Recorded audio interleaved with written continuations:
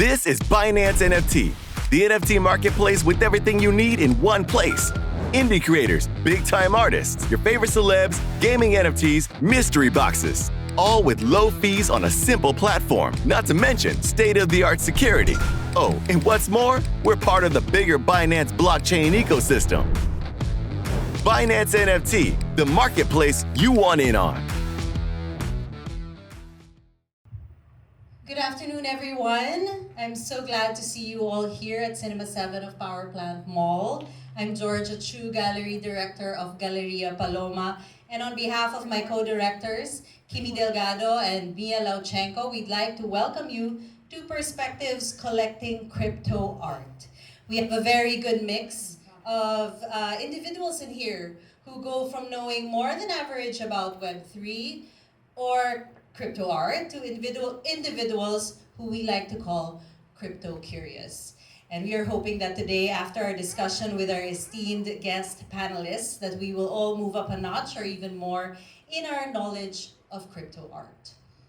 Speaking of crypto art, I'd like to present to you the recently concluded physical exhibition by Galeria Paloma entitled One of One. This was an exhibit, a physical exhibit just last week that featured the works of notable Filipino and international artists and was in conjunction with Crypto Art Week Asia, the largest crypto art event in the region. And though the physical exhibit is over, we can still view the exhibit online. If you scan the QR code on the screen, it will lead you to our online exhibition at Foundation. So you'll be able to see all the works of the artists that we exhibited last week in our physical exhibition. And we also asked all of you to register for this event because not only was it used to reserve a seat for you here, but it's also to include you in a raffle of 3 Palladium boots from our sponsor Palladium. And later on, at the end of the program, we will be announcing those 3 winners, those 3 lucky winners, and then we will contact them after the event to claim their prize. Also, Binance is doing a special NFT giveaway to those who registered for this talk. If you can please turn your attention on the screen, we have the details and information that we need in order to receive the special NFT giveaway. So there is step 1, just create a Binance account, and then of course we'd like to ask you to take a photo of this event and post it on social media using our hashtag Binance@Perspectives. And then there is also a QR code that will ask you for some information, and then that's all you need to get the NFT giveaway from Binance. At this point, let's get to know our esteemed guests on the panel. We have Kenneth Stern, who is joining us here.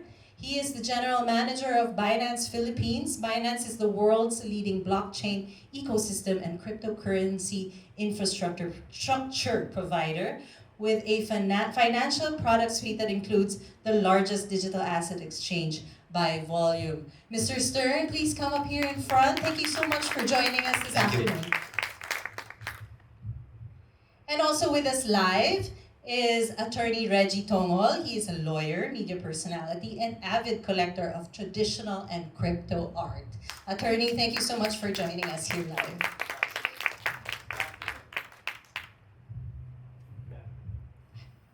Good afternoon. Okay, great.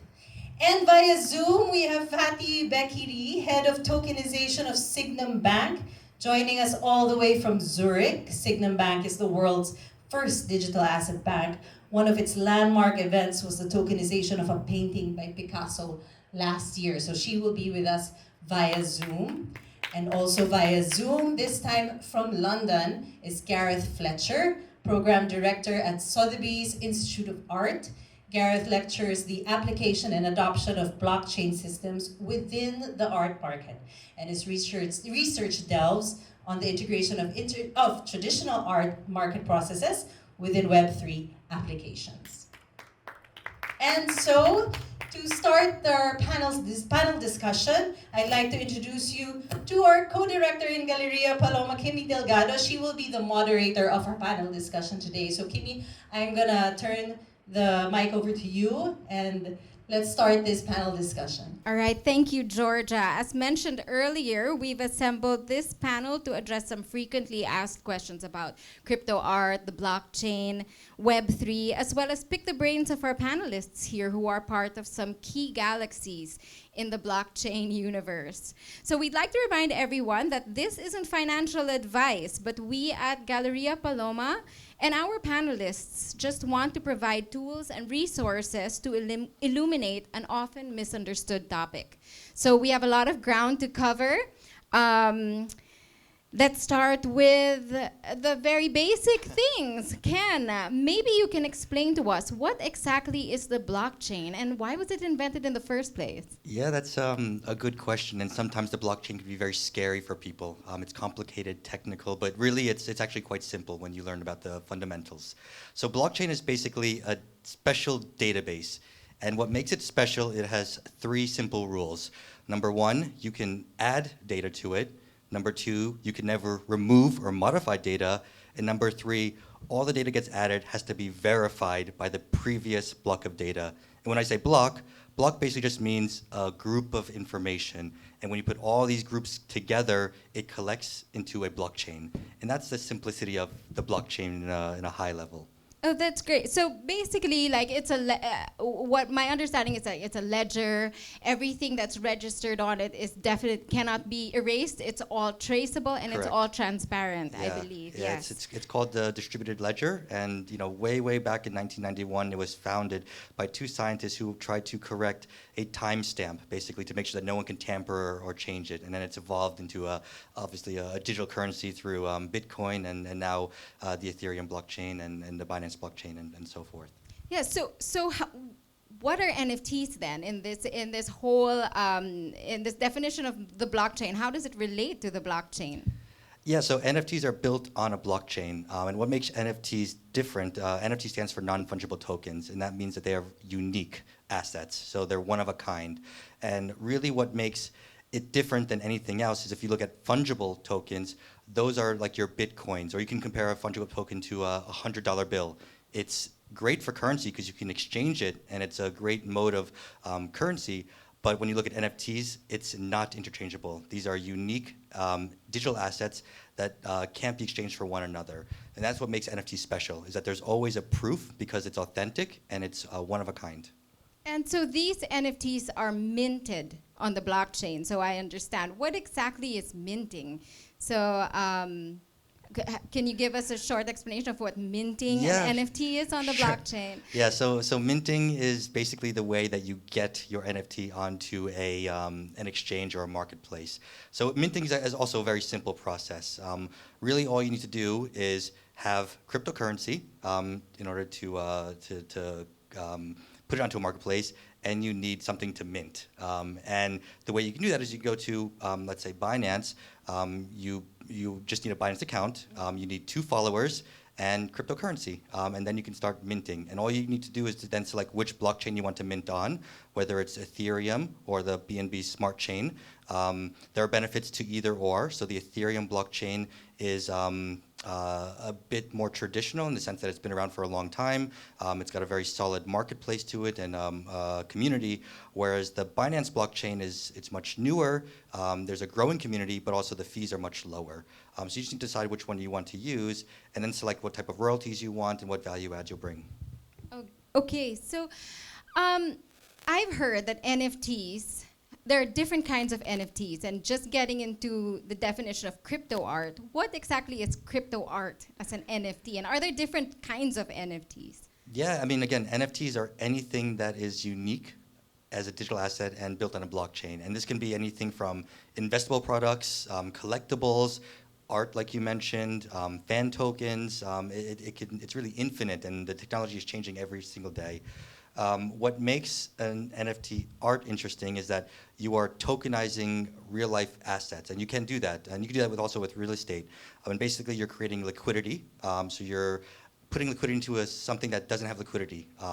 So you're able to raise funds, create utility for it, and you can also introduce many other technologies on top of it. So one other thing that we're actually really excited about is using NFTs and smart chains on the blockchain to create national IDs. So we're actually doing this in partnership with the Palau president and with Kazakhstan as well, where we're helping build the national IDs of these countries through the Binance smart chain. And then, I mean, again, like the utilities are endless on how you want to create this, but imagine you can get access to personal data, to loans, to liquidity, all within the Binance smart chain. Wow, that's fascinating. Okay, so as you were saying about getting an NFT or trying to collect crypto art, for example, what are the steps? So let's say I'm a regular Jill and I want to collect crypto art. Yeah. So it's a work of art. It's a digital work of art. I want to get it. I want to own it. What are the steps like? Yeah. Again, this is a very interesting question because it seems so complicated and seems so hard to attain, but really it's a simple process. You just need to go to a marketplace that sells NFTs, but it's not a marketplace where you can just use a credit card to make a purchase. You need to create, or you need to buy cryptocurrency. And the way to do that is you go through Binance or any other exchange, you buy cryptocurrency, and then you put it onto a NFT marketplace. You link your wallet there. And when you do that, you can then go and purchase NFTs or artwork or crypto art or anything kind of within that realm, and then it's stored into a trust wallet, which we also would recommend you to use. And then from there you can view your crypto art, you can sell it, and the good thing with NFTs, again, it's authentic. You can never move or change the art itself unless it's proof by the owner. So it's really authentic and unique to that one person once it's into your wallet. Wow. Okay. So I think that when new technology comes in and then we're asked to put our money, I guess, into a wallet that is not a physical place to store our cash, right? It does make people pause a little bit, right? And it's not something easily understandable by most. But thanks for the question. So I think in regard to blockchain, I think Ken covered everything. So what I would like to emphasize here, so the blockchain technology data structure have inherent security based on, let's say, main three things which we believe are the consensus mechanism, cryptography itself, and the decentralization principle behind. So, and as also Ken correctly mentioned, so each new block of information is connected to the previous block. So it's very hard, or let's say almost impossible to breach these blocks and this information to let's say manipulate. But nevertheless, we have still some residual risk, which are fork, for example, or hacks, and they're still there. We cannot avoid it. But we, as a regulated bank, we want to give access to digital asset by putting an additional layer on top of the blockchain security by being regulated. So what does it mean? So we are supervised by Sygnum, which is the regulator, financial market regulator here in Switzerland. So we have to comply with capital requirements, AML stuff, and to give, let's say, investors secure and safe access to digital assets. Besides that, I think also an important topic here for us as a financial service provider is investor protection. So because, I mean, we believe, or we are sure that we have a significant impact on investors. So it's on us to enable our clients, investors, to make conscious decisions and also to provide them with products which fits their needs and their risk appetite. So I think these are, let's say, the main additional security layer that we believe are important. To invest in crypto or crypto art and NFTs, digital assets in general. So to your point, basically a blockchain. So what makes it really very, very secure is that it not only is it transparent, but there's so many nodes involved that any sort of manipulation will have to be validated by so many others. And as you said, it's just secure in that way. There's just a lot of checks and balances that happen instantly. Actually, correct? As investing in NFT art or NFT assets, for that matter, as something to as dependent on the blockchain. For me, at least, I just wanted to like ride the wave while it's still early, because when you get into this thing, blockchain, NFT, it's actually buying into the ecosystem. The possibility that in the near future we will transfer our reality to the metaverse or the internet or the digital world. So now that they are building that metaverse, it's better to have some form of asset for the meantime.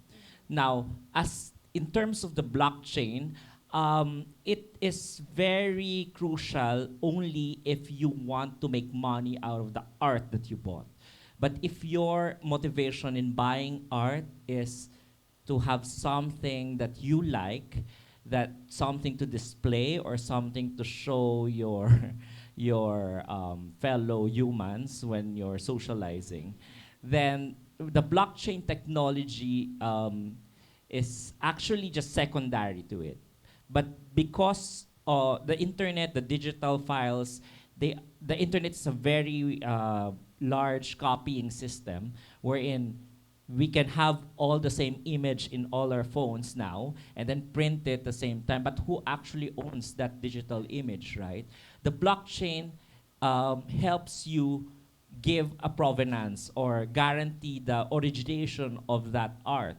So if I have that NFT token on my NFT art, even though you can print it, that's not yours, that's mine. So if in the near future that artist or that art that I bought happens to be valuable or the demand for it increases, then that's the only time that I will have used for that blockchain, secondary to the motivation of buying the art. So that's it for me. Yeah, so I guess for you that ownership is something, proof of ownership is something important to you. And I guess authenticity and the provenance of the work, which NFTs provide you. Yes. But yes. I guess as an avid art collector, you're really just in it for the art. And now regardless of now how it's you have to get speculation. it. We're all speculating where this will go. So I mean, now that we can still have a stake on it, we can still buy it at a cheaper price. Right. Might as well take that risk. Right. Okay. So maybe Gareth, his research has been about sort of the Web3 applications that the traditional art market has been adopting. So Gareth, in your research, have you found out if this is the sort of prevailing attitude towards collecting crypto art? Is this pretty common in that sphere?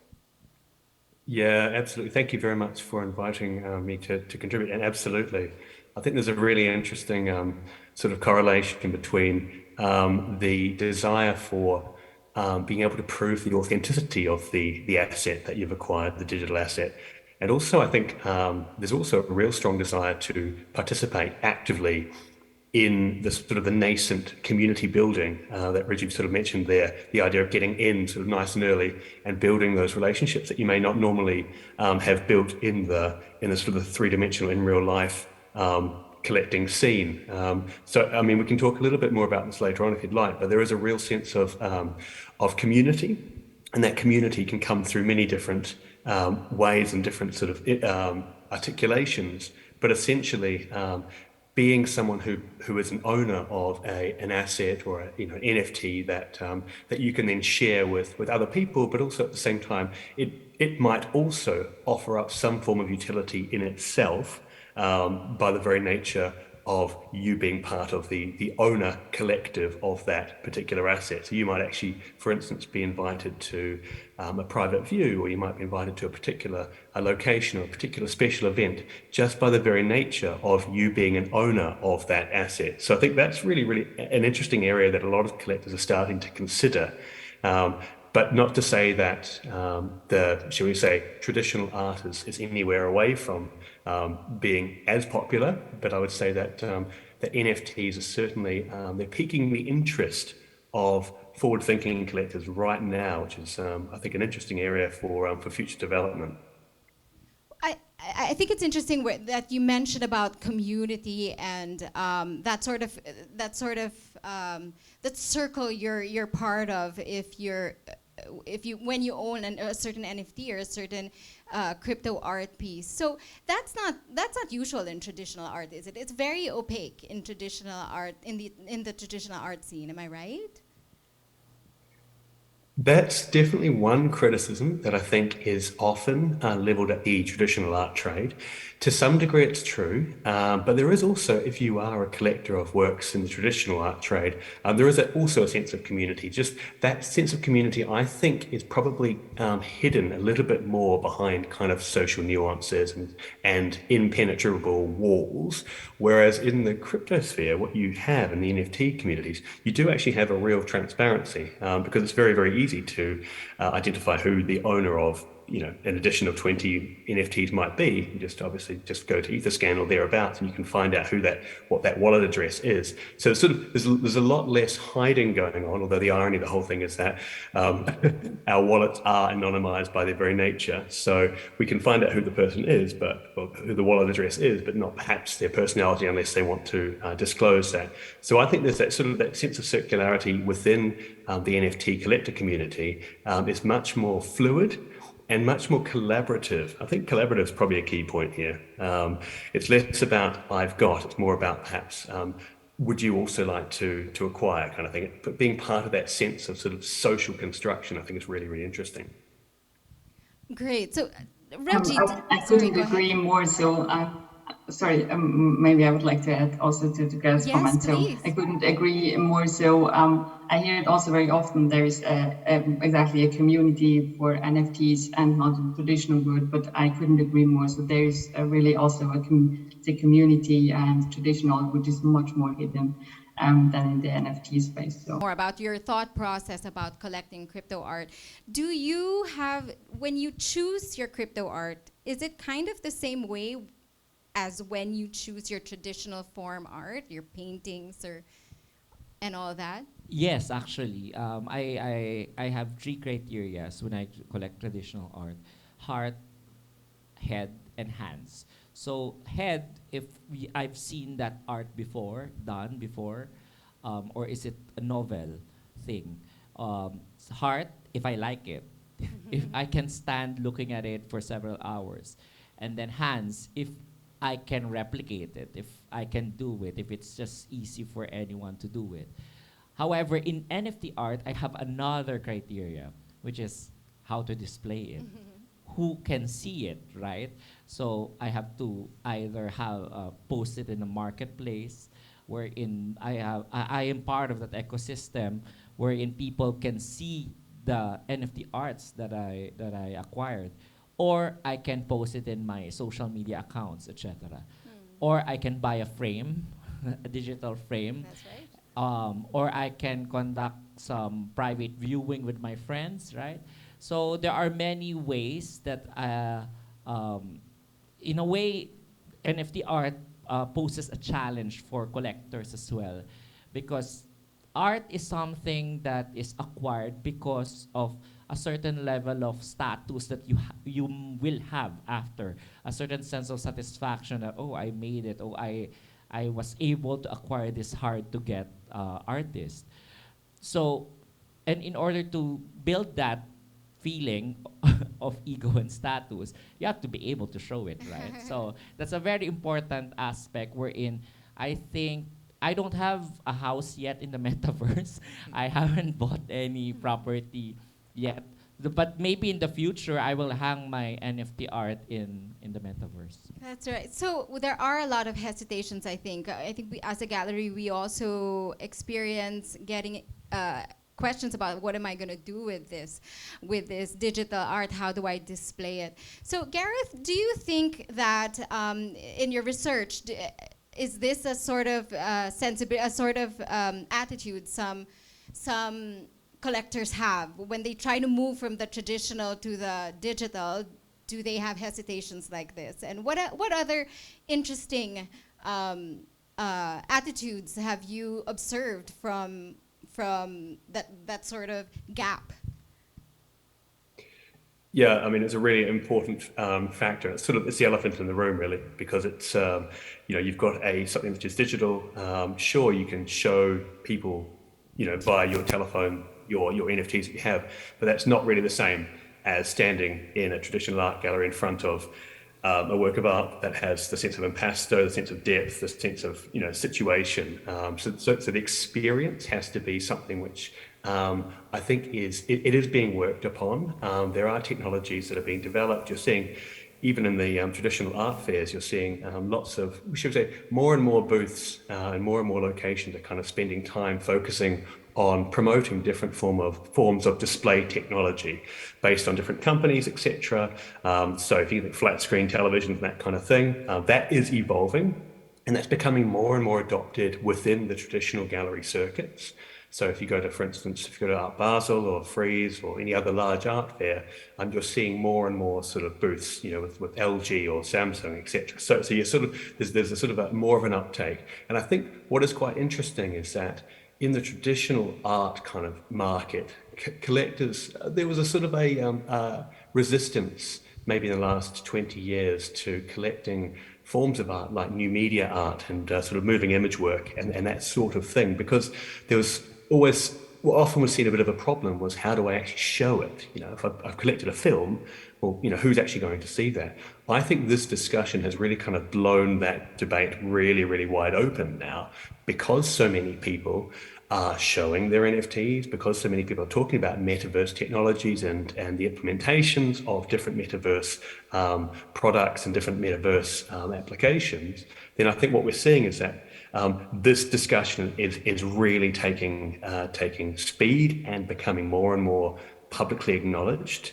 So I suggest that whilst the traditional art market isn't fully there yet, those conversations are becoming more commonplace. And I get a sense that the display technologies are becoming more and more sophisticated. You're seeing cable-less frames. You're seeing sort of different things that are emerging and being advertised within traditional art market platforms.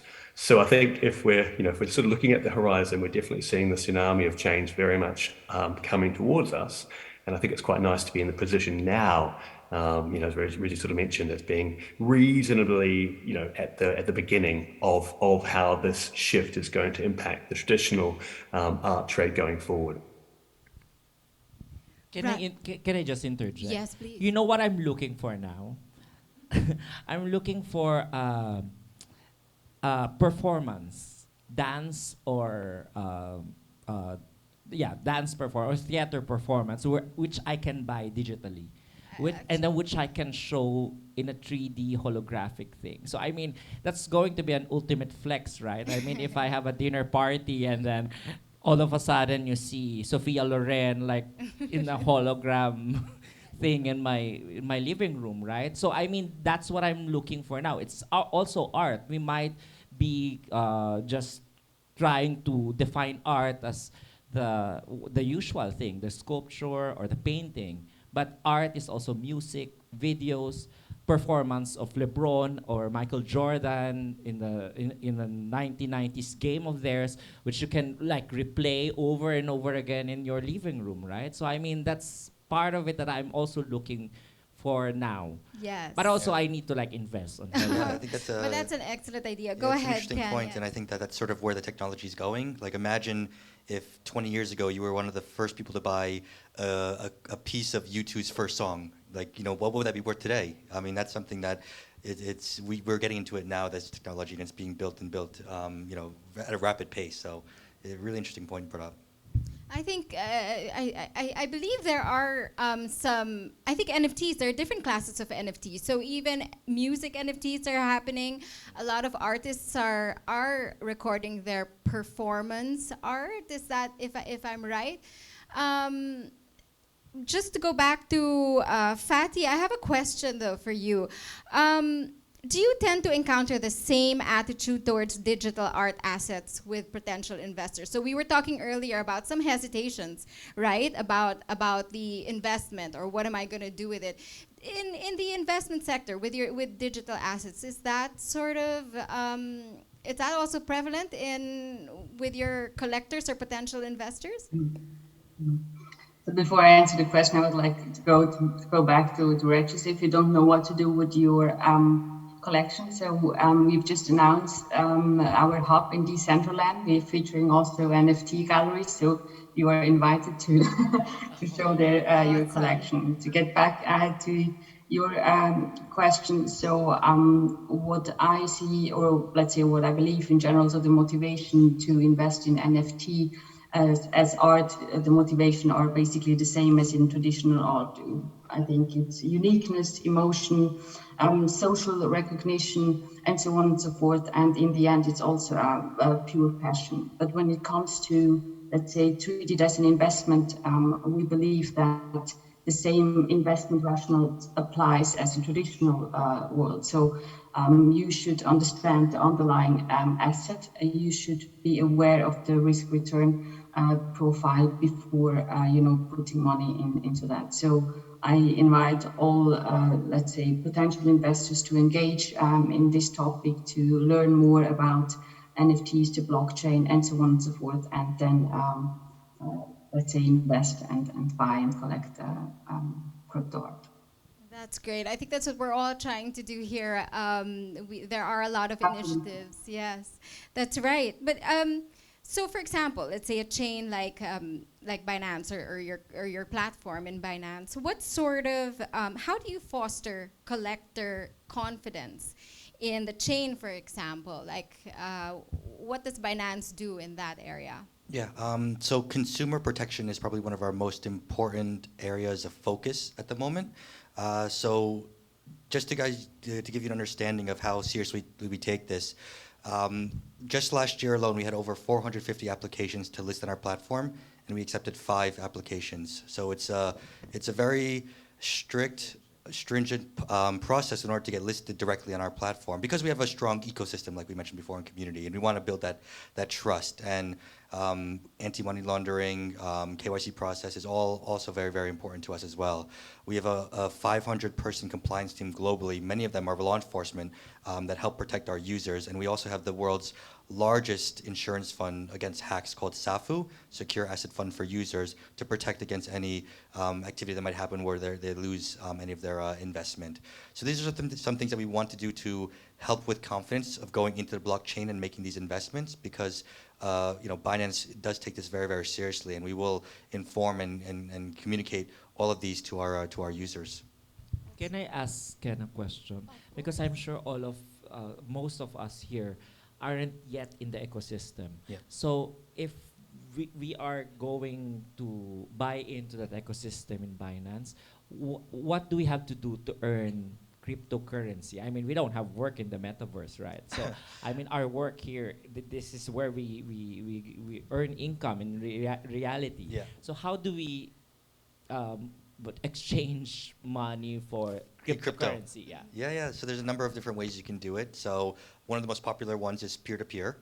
So say I want to give you cryptocurrency and you want to buy it from me. You can use Binance as that exchange itself, where basically we deposit cash to you and you deposit crypto to me, and there's an escrow and that SAFU insurance fund to protect the users to make sure that it happens. There's also a number of different onboarding ramps as well through bank merchants. You can also trade from other platforms onto Binance. So. And also you can convert your NFTs into other cryptocurrencies as well. So, I mean, most NFTs on the Binance chain, you use BNB to purchase it. Same with Ethereum on OpenSea, you would use ETH. So those are ways that you can convert the NFTs into crypto, and then again, crypto or fiat into crypto. Yeah. So Binance NFT offers crypto art as well, I believe, Ken. Isn't that right? And it's not really open, right? It's basically by invite only, or there's a curation that goes on. In a way, so minting is probably the most important tool that a creator needs when getting into NFTs and listing on the marketplace. But prior to our recent initiative, in order to mint, you had to be an approved creator. Now we've changed it so that anyone who's a registered user to Binance, all you need to do is pass the KYC process for Binance, have at least 2 followers on your NFT account, which you can get by sharing on your social media, and just having crypto to purchase your first NFT or to mint your NFT. And basically you can mint from there. So we are trying to make it more inclusive. We're trying to make it more accessible, and we really want to, see what creativity is out there so that we can, build our community, like we've been mentioning before. Right. So an elephant in the room actually is because Binance NFT, for example, is very, very inclusive. I'm very curious as to about asking the question actually to Gareth. So there is a lot of inclusion going on, lots of community work, community communications in a Web3 space, and in the crypto art space where collectors can go straight to the artists and so on and so forth. So the question is, do you think that galleries and intermediaries as art advisors and so on and so forth, do you think they'll be obsolete? I mean, what can they contribute? What role can they play, if any? Yes, brilliant question, and it's a really interesting question because I guess it can be quite hard to disentangle exactly what the role of the gallery or the intermediary is. If we rewind 20 years ago, what was their role and kind of what is their role now? And many people find it very easy to think that actually, are they really that necessary in this ecosystem? Do we need to have a sort of a middle person between the artist and the collector? And you could, from a sort of from an idealistic perspective, you could form the assumption that actually there is no need for an intermediary. Why can't the artist directly sell to the collector? Now that's one position. I think that it's very, very important to consider actually what role the intermediary plays, because the gallery, not only does the gallery, by its very nature, support the artist in ways that are so unseen by the traditional sort of through the public lens, that it becomes very complicated. But galleries can support artists through stipends. Galleries can support artists through inclusion in shows. That basically their role is effectively to produce the career of the artist in a particular way. They provide introductions to curators to get artists' works in museums. They do all sorts of things. They participate at art fairs. They do all sorts of things under the hood, as they say, which it is very, very hard to sort of to really quantify. So I guess my answer is, whilst that business model is certainly being interrupted, disrupted to some degree, the process of disintermediation, or basically getting rid of the middle person, I don't think it's going to fully be executed to its final totality. I do suggest that you will have intermediaries, but I suggest that within the Web3 space, that role of the kind of the middle person is becoming more and more obsolete. Now, with the middle person comes some form of protection. Because you've got a trusted set of, a third set of eyes, as it were. You've got someone who has a reputation. They've spent a long time creating that reputation. And so, people listen to them, and people sort of value what they say. In the direct sale mechanism that we might be seeing more of within the NFT space, I think there's a little bit more risk associated with it. But then perhaps that risk becomes sort of null and void when you think about the purchasing motivations for the collector, which might just be, actually, I really like this work.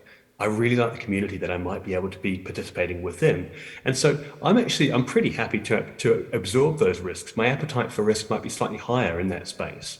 I don't really need those kind of traditional pillars to sort of to rely on, the kind of the insurance safety net of the traditional art trade. And I'm willing just to take a bit of a punt, because I can see where it might be going. So my really, really long answer is, whilst the traditional business model of the art trade is certainly being battered from all sides, I don't suggest, in the near term anyway, I don't suggest all middle participants, including auction houses, are going to be going away sort of anytime soon. Well, that's good to know. I think, so do you think part of your, as you said earlier, your research has sort of led you to see how Web3 applications are being adopted by art galleries and museums and that sort of thing. What are some interesting adoptions that you're seeing? There are some fascinating ones. Some of them are publicly acknowledged, some of them are not. What I'm seeing is that a lot of traditional actors, especially, we sort of refer to them as like blue chip contemporary galleries, are very, very conscious of the landscape that their fiefdom, their traditional fiefdom, is definitely changing and definitely slightly being pulled out from under their feet. So they need to adapt to survive. And part of that is there's quite a lot of merger and acquisition going on. So for instance, just a basic example, Pace Gallery, a very large gallery, multi locations around the world. Some of the most important artists, contemporary artists, represented on their roster. They recently developed, not recently, but a few months ago, Pace Verso, which followed on the back of them acquiring Art Blocks, which was a generative NFT platform that was very much Web3 oriented. So you've got acquisitions coming through. So basically, traditional organizations purchasing relatively young actors within the space as a way of extending their capacity. But I think what we're also seeing is a real hybridization. So, for instance, if you cast your mind, should we say, back to the pandemic, or at least cast your mind back to 2020. The traditional art trade was absolutely rocked because, no longer could people physically meet, physically share, collecting ideas, etc. Because obviously, we were isolated. And so those are some of the building blocks that the art trade really relies on, is that sort of physical relationship development. So how do you then persist as a member of that trade when you can't do it? Well, what happened was we all transitioned online really quickly. Online viewing rooms emerged out of nowhere, basically. And suddenly you realize that some of the largest galleries in the world, the Gagosians, the House Inverses, the Worth, the Paces, etc., they all had to create, whether they had it already happening or not, they had to create some kind of digital capacity overnight. So an example of that would be if you had a large gallery at a large art fair, they would have, now most of them still have physical booths in the art fair, so you can go and visit them, but they'll also have a hybrid digital booth, effectively an online viewing room. And that's offered up multi-channel sales opportunities for them. So some people who can't make, for instance, Freeze London is effectively next week. If you can't get to London, well, that's not a problem, because if you're in Manila right now, you can access the viewing room of a gallery that's participating in Regent's Park in the middle of London, and you can ask them, you can inquire on a work that might be on their physical booth in town. So in other words, I think galleries are really seeing the benefits of having a kind of a multi-channel sales mechanism, and there's no way that the online presence is going anywhere, but I think there is a little bit of safety when you've got bricks and clicks, because clicks, sure, that's wonderful and it's very efficient, but bricks, you can knock on the door if something goes wrong and say, give me my money back, and that may not always be the case in just a digital proposition, potentially. That's very illuminating, actually, Gareth. For you, Fatty, when you encounter your potential investors, like what are the hesitations they might have? Let's say, are you seeing the same thing when it comes to your investors, or maybe a better way to say it is, how does the bank give access to let's say these art pieces, and I think this will still remain.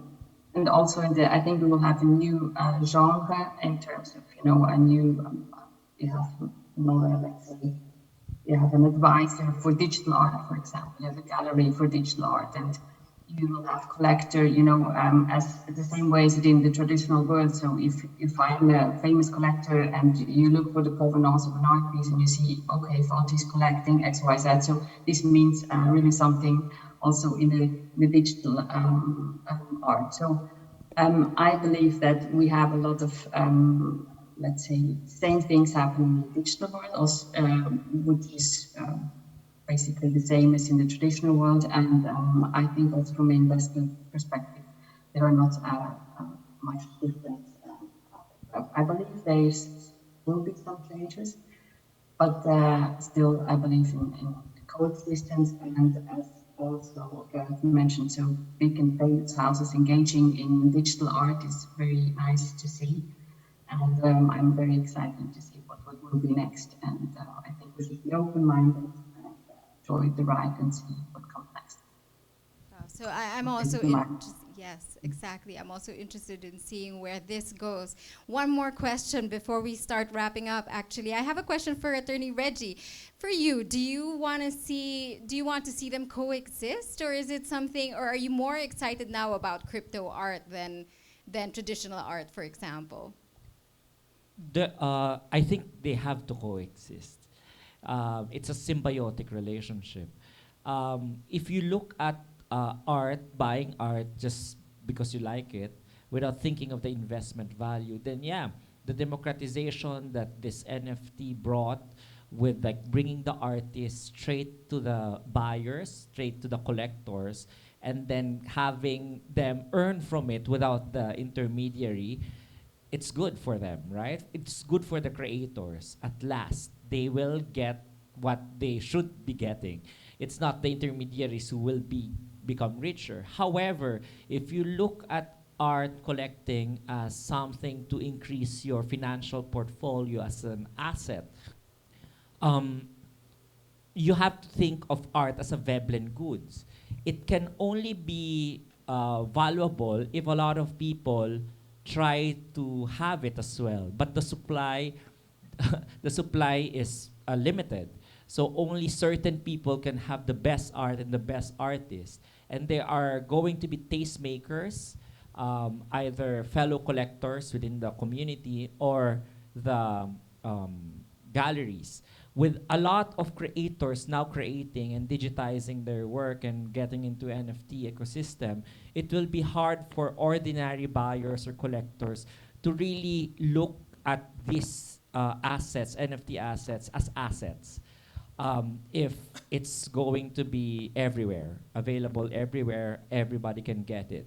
But you guys, the curators, you will be able to point or match the buyer, the collector, to the art so that it can increase the value of the artist and the art itself.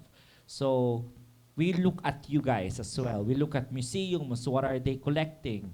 If they're collecting NFT art of Bencab, imagine if Bencab goes into NFT art, right? I mean, everybody will be buying that. However, for new artists, who will we collect so that our 100,000 peso cryptocurrency will have value in 5 years or so, right? So we have to look at you guys. So well, we're happy to contextualize the artworks and curate. This is what we do as our job, and we're happy to do it. Thanks so much. I think that's all the time we have. This was pretty illuminating, but I'm gonna open the floor to Q&A. Right. George. We do have time for Q&A for all 4 of our panelists. So if anybody has a question that is related to collecting crypto art or crypto art, because of our time, we can only really answer questions in that topic. If you have any questions, just raise your hand. Does anyone want to start, or shall I? Okay, here, we have a question over here. I'm gonna go over to you. Hi, please introduce yourself, and who do you want to address your question to? Hello, good afternoon. As we know, the NFT space is probably separated into different multi-chains, such as BNB, Binance, Ethereum, Solana, Phantom, etc. Is there any plans for BNB to make it more interoperable for multi-platforms to coexist within the space? Or will this always be within its own sphere of blockchain? Yep. Thank you. So that's a good question. The technology is changing every day. My best advice, I think, is just to follow our NFT page on Facebook or NFT Telegram. Unfortunately, I can't give insights onto our future technology until it's released. But I do see value in what you're saying. I think that that's certainly where I think the technology is moving to become agnostic, and I think there's a whole universe of technology that's going to be created in the next couple of years. So unfortunately, I can't disclose our upcoming technologies, but I think you'll be able to find a good amount of resources on our Facebook and Telegram pages. Thank you so much for that question. We actually asked a few of our registrants if they wanted to ask questions in advance, and so we do have one that came in through our registration, and it's to anyone really who wants to answer: how does the Web3 space benefit artists, art professionals, and collectors when it comes to collecting? I know Attorney Regie answered this earlier as a collector, but how about for art professionals like Gareth? I think the Web3 space certainly is going to offer up a lot of opportunities as far as the distribution of content, distribution of information, having, for instance, if you think about academic contexts, there is absolutely capacity for metaverse situated academic discourse, and then how that might proliferate itself into an aesthetic discussion. Well, of course, there are all sorts of, if you think about supply chains, there are all sorts of assets that could be furnishing some of these locations. And so you have a symposium with NFTs on the wall, etc., and all sorts of synergies can definitely emerge from that. I think, as Regie mentioned earlier, I think the other thing that we have just touched upon, but not hugely, is the inherent artist's resale right that comes through sort of the ERC 1155, which comes through most NFT transactions, or a number of them anyway, which means basically most artists get around about 10% every time their work is resold, which is fascinating. Now, a lot of people have mentioned that this doesn't happen in the traditional art world. Well, it does actually happen. It's just jurisdictionally contingent. So, for instance, in many countries in the continent, this provision is called droit de suite, and it's existed for decades. So people don't really talk about that, but there is a resale right that exists, and we have to pay it in the UK. Certain states in the US pay it as well. But the point here, I think, is that we're getting rid of those legal contingencies and saying, if you're buying NFTs that have that embedded within the smart contract infrastructure, then you're it's almost a future that you're buying for the artist's career. You're saying, well, whatever happens to this NFT, you're getting 10% every time. That's pretty good. And I think that's actually quite compelling for some contemporary artists in the traditional contemporary art trade, because they're sort of thinking, well, hang on, if I'm operating in a jurisdiction that doesn't have these kind of safeguards, and I can change some of my output to have this 10% ongoing royalty, then why would I not consider thinking about getting into this space? So I think this is sort of a really interesting opportunity for artists right now to see how they can monetize their current but also future careers. Thank you, Gareth. Can I give a follow-up question to Fatty? So maybe we can talk a little bit about the other ways that Web3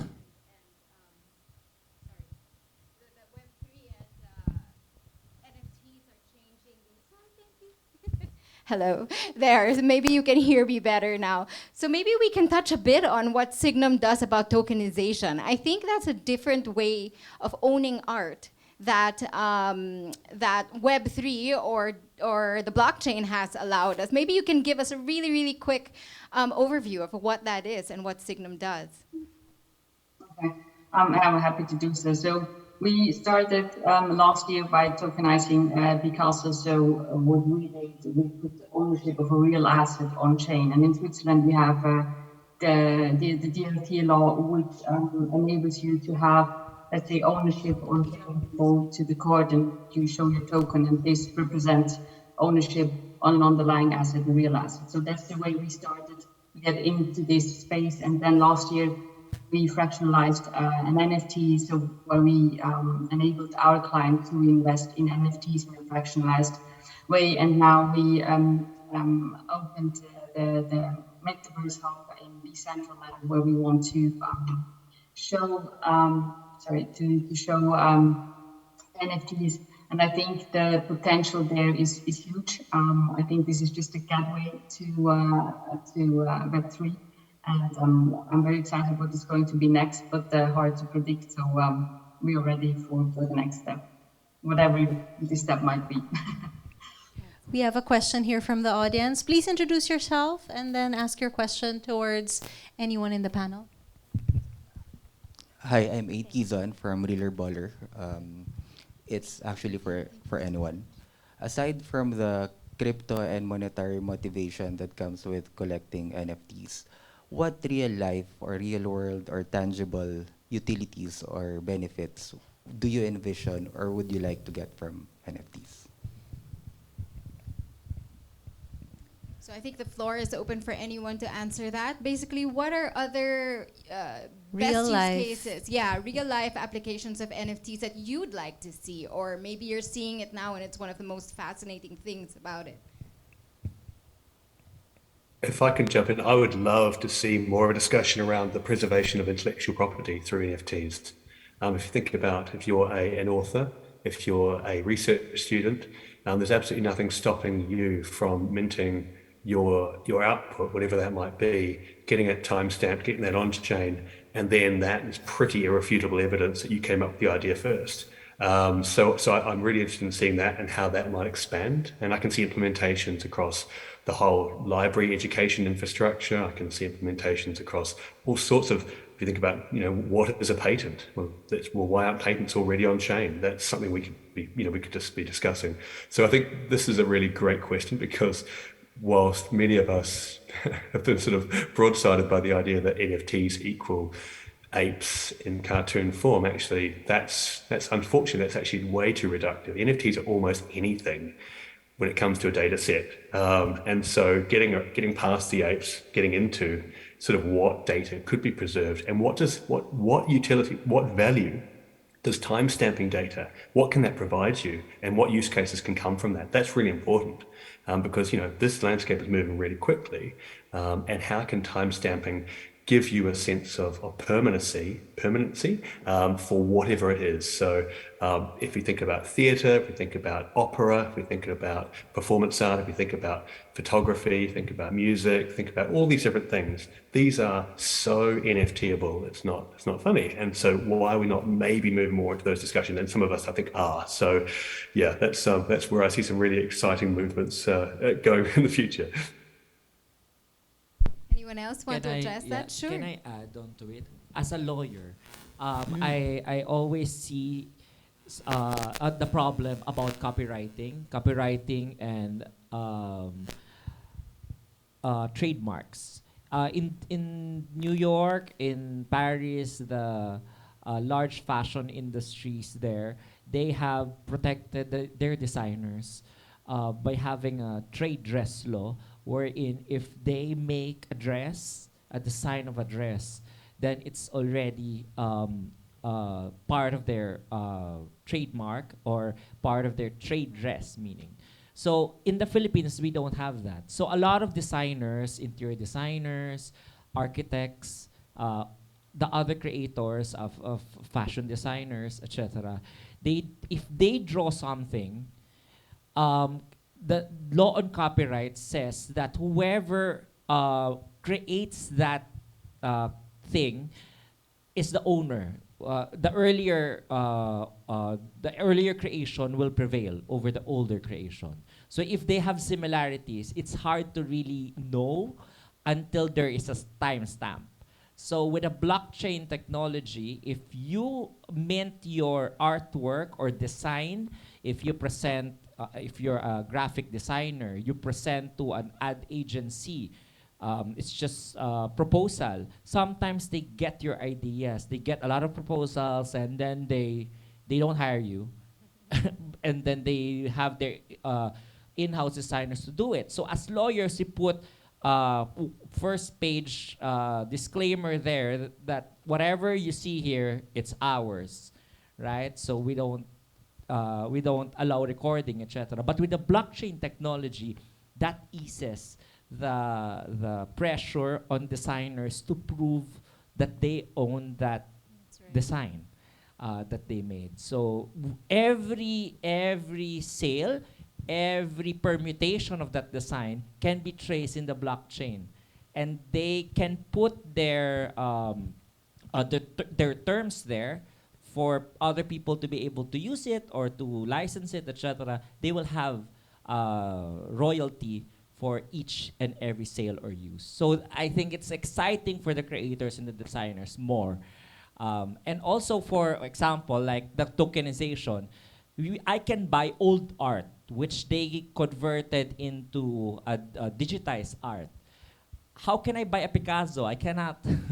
I cannot, right? It's too expensive, even in real life. However, with tokenization, they can have many owners own a part of that digitized Picasso or Mona Lisa that they digitized in the metaverse. So, I mean, as a collector, I can sell that. That's an asset for me, asset class for me. In the future, based on the value of the painting, then I will have some earnings from it. Yeah, those are fascinating use cases. Ken, you wanted to say something? Yeah, I'll just add a quick point to that as well. So my previous experience before going into blockchain was from real estate, and I think tokenization is sort of where the future of raising capital, shared asset ownership is going, and you can use NFTs in that use case. One thing I think that's extremely powerful in the Philippines with NFTs is the play to earn movement, the online gaming sector. So during the pandemic, many people lost their jobs, and they turned to these play to earn games to earn an income, because you can exchange those NFTs into fiat directly, and many of them were able to make either supplement their income or completely replace their income from their lost job through NFTs. And there's over 65 million e-gamers in the Philippines right now registered, and only about 2.5 million of them are play-to-earn gamers. So there's a huge opportunity to convert some of those e-gamers who already find joy in playing games online to actually use it to tokenize it and to have value, while they're playing the game, and to supplement their income and maybe have a career in it. So fascinating. We have more questions from the audience. Sure. Please introduce yourself. Yeah, hi, my name is Al, and this question is for Mr. Gareth Fletcher. Yeah, hi. So, can you please say more about your views on regarding dominance and value between traditional and crypto art? Like, do you see that traditional art will still have dominance over crypto art in the coming years, or are we going to see a reverse? And in terms of value, so at this point, traditional art is very much valued, but we saw the emergence of the Bored Apes, which was a tremendous surprise for everyone, that it reached those types of figures when it was sold. So are we going to see more of that coming? So maybe just your views between traditional and crypto art and where it's going in terms of dominance and value. Lovely question, and thank you very much for it.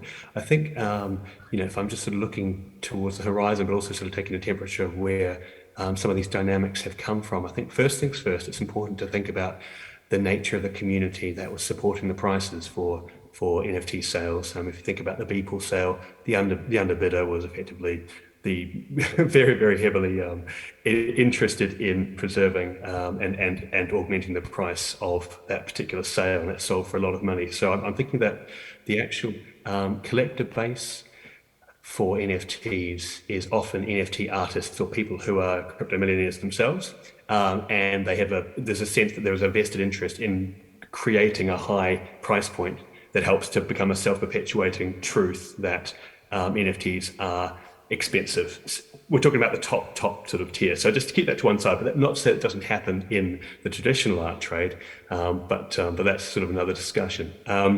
So I think Additionally, investors in NFTs or people who are part of those communities are often artists who are supporting other artists.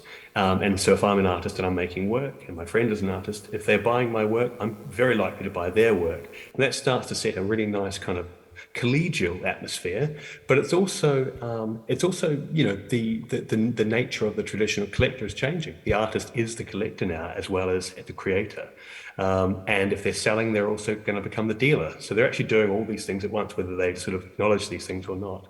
I also think I think it's important for us to pause for a second and think about, not to sort of get sort of French existentialist on all of this, but we think about sort of, what do we do with our leisure time, and how is our leisure time changing, or is it changing over time?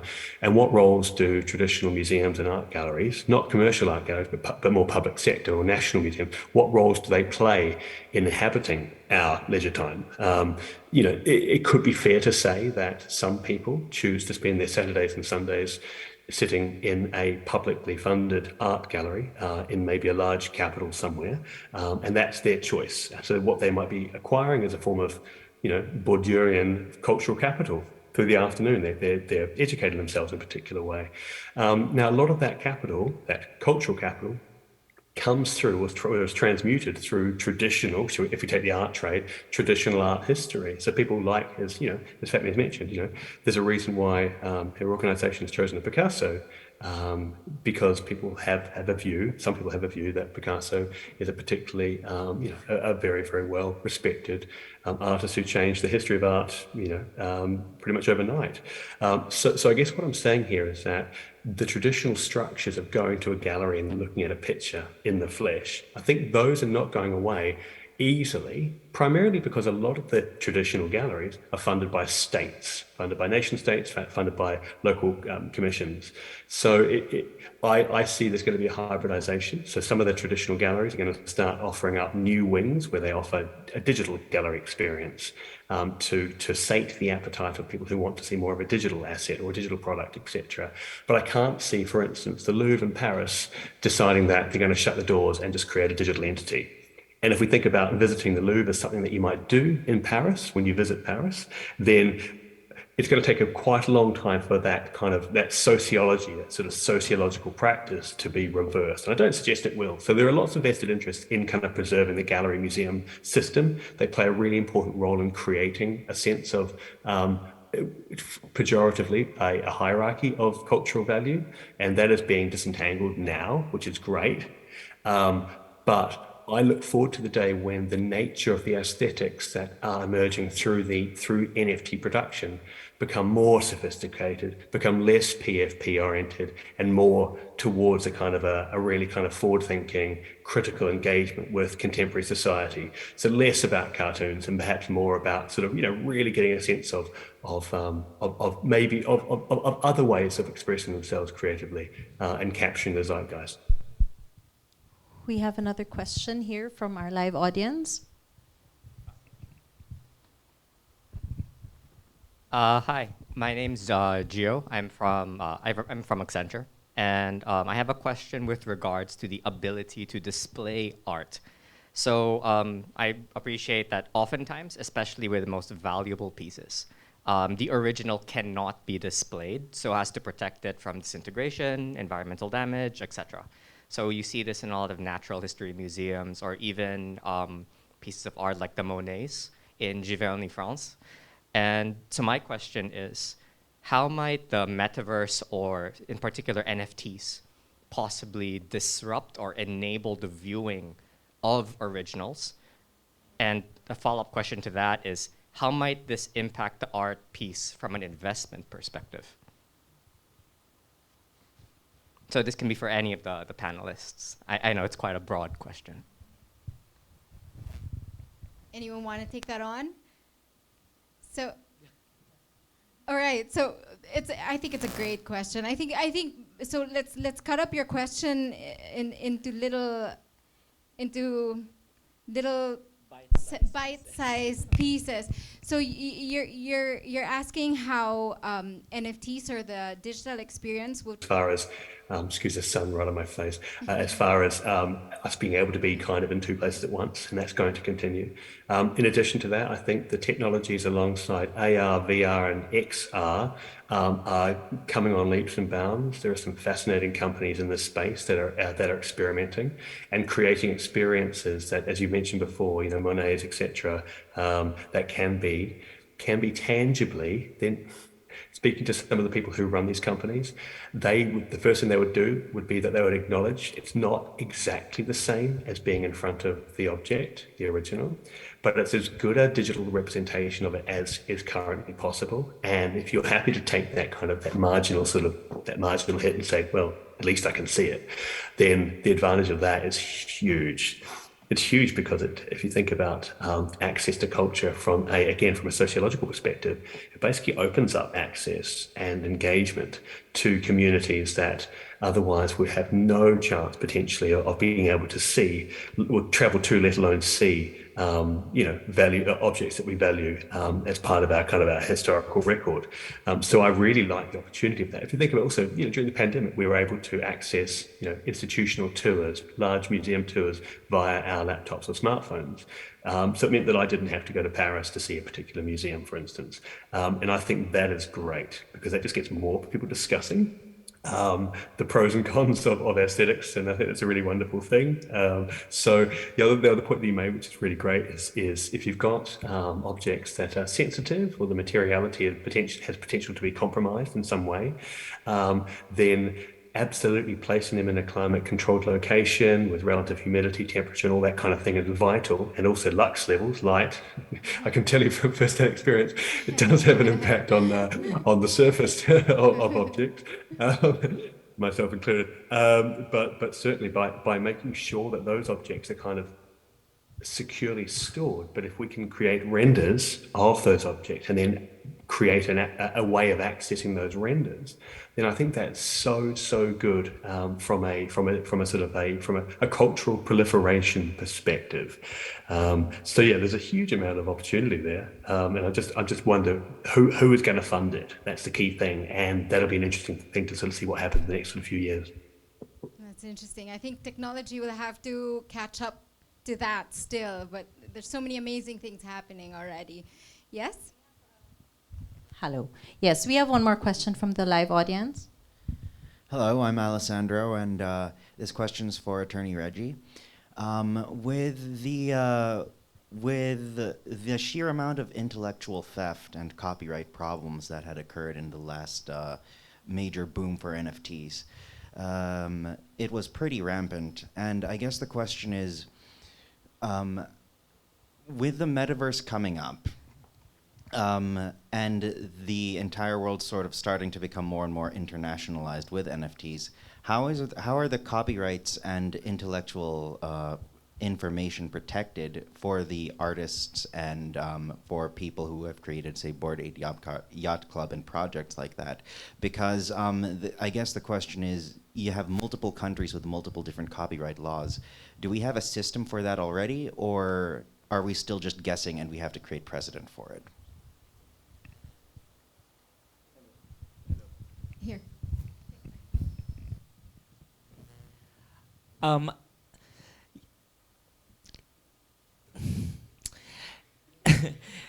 This is a pretty new field of law for all of us. So this is a new market as well.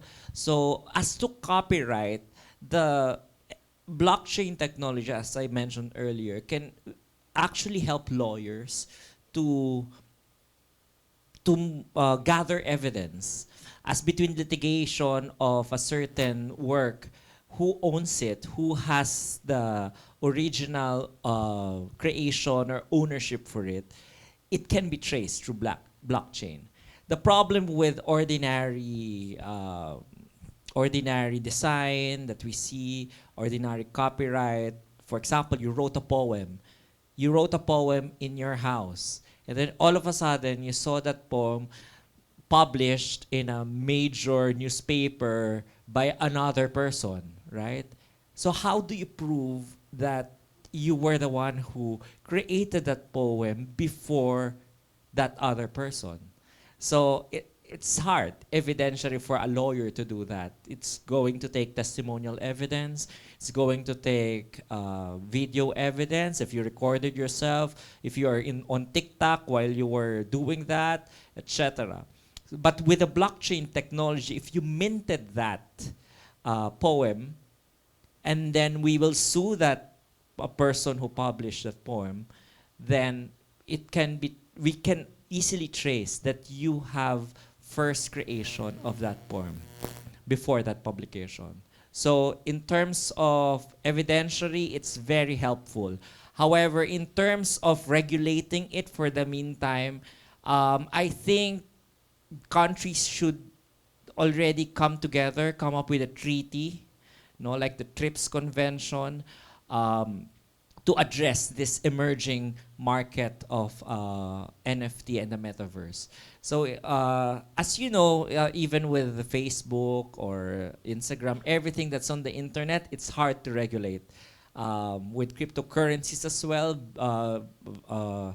different central banks of each country, they have different philosophy about cryptocurrencies. So I think until such time that everything is already set, we're not yet anymore in the build-up stage, then I think that's the only time that legislators and lawyers will be able to come to terms with this ephemeral idea of NFT.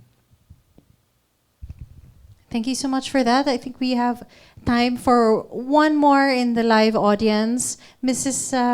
Pineda is up in front. She has a question. And then we also have two more questions from our pre-registered attendees. Good afternoon. I'm Marites Pineda.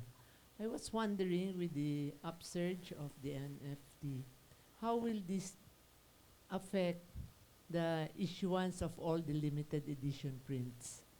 No? Because that is what safeguards those who come up with limited edition. They have to get the permission of the owner of the art piece, and you have to be properly authorized. Now that you have the NFTs, you will also have it on digital space, no? So how do you think this will affect each other?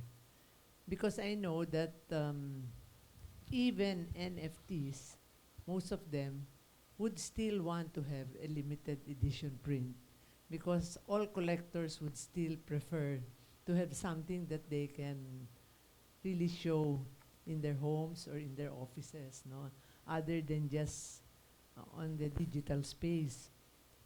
Maybe the young people are content with that, but if you go to the old collectors, they will still want to get something. And I've seen the ones who succeeded really in promoting the NFTs are the ones that also gave something which is very visible and something you can really hang on to.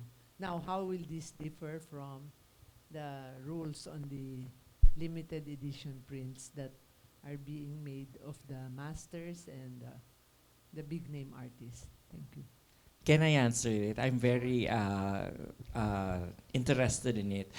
5 years ago, I created a contract for a client, an IT client, a software client. And then he reduced, of course, it's a digital file, ma'am, no? So he created a blockchain for that. So every change that we make on that, even the other party, if they change it, it will be recorded in the blockchain. And then every time it's printed, it's going to be recorded in the blockchain.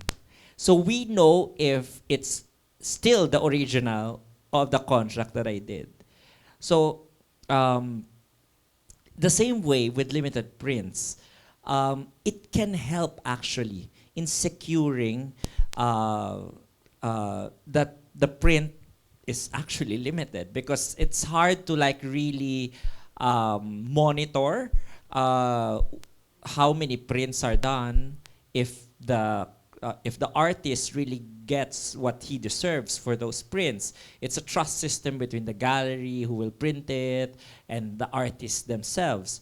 However, it's hard for them to monitor unless they call every day, unless they see the sales actually, unless they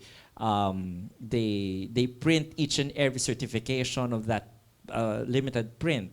But with the blockchain technology, it's easily accessible through their digital wallets or any platform that they can access it for. So they will see now who bought it, and then how much they have to earn from it, because they can put in terms in the blockchain. For every sale of this limited print, I will have 5%, the gallery will have 5%. So automatic, it will be credited to them through the cryptocurrency that they are subscribed to. So that's very important for the traditional galleries to already adopt the blockchain technology. If you see some arts, I see that they already have a QR code, etc., wherein you can verify if that art is actually part of the limited edition. So you can do that as well, ma'am. Thank you so much for all your questions, but we're really running out of time. And of course, we have our guests who are in a different time zone. But before we let you go, I'd love to have a picture first with the panelists, all the panelists together. And before we close the show, we do have some announcements before we let them go. But let's just have a picture quickly with Galeria Paloma and the panelists. Thank you so much for joining us.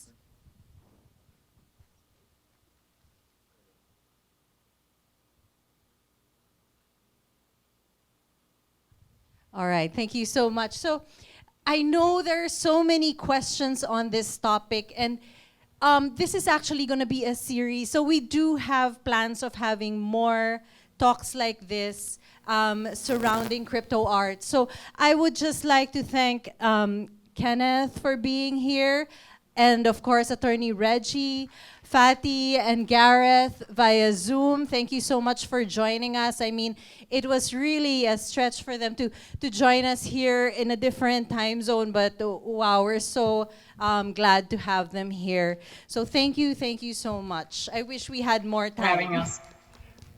Thank you very, very much for having us. Okay, I will let go of Fatty and Gareth because they need to start their day. But you know what? I just have one more question, and this one is really for Kenneth. And I just want to know, like, personally, what is the current state of NFTs in the Philippines? Like, how is it? How do you see it? Sure. So the way I think about it is, what is the current state of cryptocurrency adoption in the Philippines? Because I think NFT is a subcategory of that. And when you look at the state of cryptocurrency in the Philippines, we have potential to be probably the largest cryptocurrency hub in Southeast Asia, but potentially in the world in the next couple of years, if you look at the adoption rate. So the unbanked sector in the Philippines is over 78% right now of the population. We have a young population that's looking for financial inclusion. The amount of transactions and the increase of adoption has increased over 300% in the last year. So I think that with cryptocurrency adoption, with more people exploring the Web3 space, seeing value in its utility, and more people going into NFTs, it'll only get stronger and stronger. I'm very, very optimistic on the potential that the Philippines has globally in the Web3 space. And with that, thank you so much, Kenneth. Thank you so much, Attorney, for joining us. Please take your seats. We still have a few announcements. Please, nobody should leave, because we do have, as I mentioned earlier, we spoke about crypto art during this whole panel discussion, and I'd like to invite everyone here to view the Galeria Paloma online exhibition of crypto art by notable Filipino and international artists. The QR code on screen will lead you to our online gallery.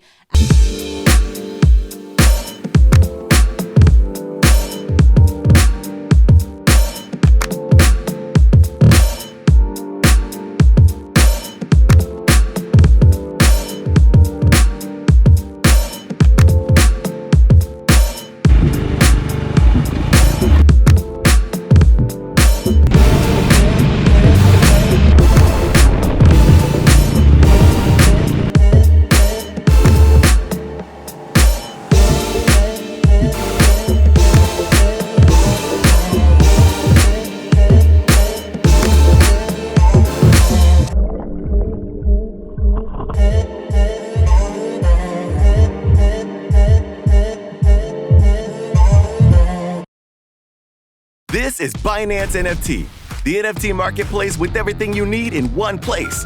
Indie creators, big-time artists, your favorite celebs, gaming NFTs, mystery boxes. All with low fees on a simple platform, not to mention state-of-the-art security.